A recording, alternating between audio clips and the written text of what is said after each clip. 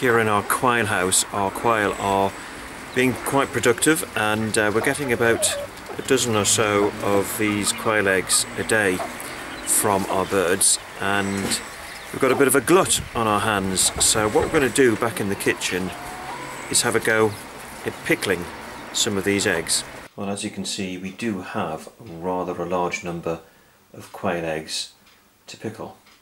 Well, the first job to do is to get them ready for boiling them, and as you would with any egg when you hard boil it, you need to just use a needle or a pin to puncture the air sac at the bottom. So one down, 119 to go. Well, that's the last egg. Well, the next job is to boil up a pan of water, and once it's come to boiling point, you then need to add your eggs. Once you've added the eggs, the water temperature will drop, so keep the heat underneath it and bring it back to boiling point, and then boil them for 2 minutes. Well, once they've done their time, put them under cold water.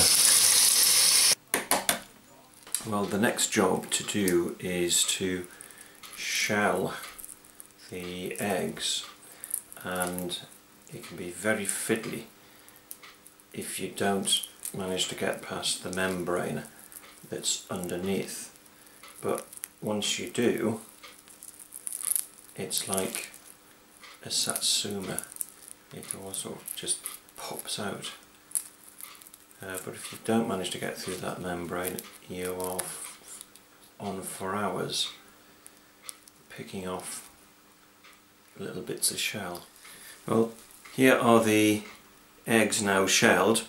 As you can see, they're the ones we started with, and they're the ones that we finished with, and as you can see, we got a bit better with practice. Anyway, they will go into a storage jar, and what we'll add into it are these, and we will be putting in some shallots from the allotment, some celery and bay leaves, and this is fennel straight from our herb garden. Now if you don't have fresh fennel, and this is fresh fennel with the seeds, actual seed heads on it, if you don't have fresh, you can put in fennel seeds. Well, into a preserving pan, put 300 ml of white wine vinegar and 150 ml of white wine.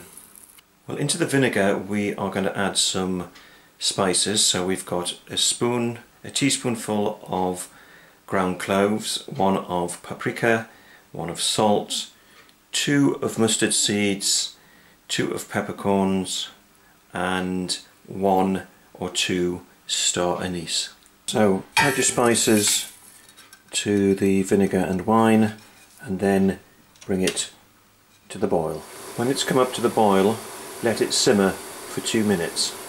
Into a storage jar, put the eggs and the fennel, celery and the shallots.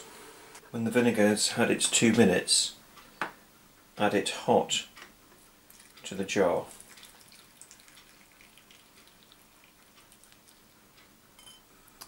So there we have the final product. As you can see, I've put the bay leaves in as well.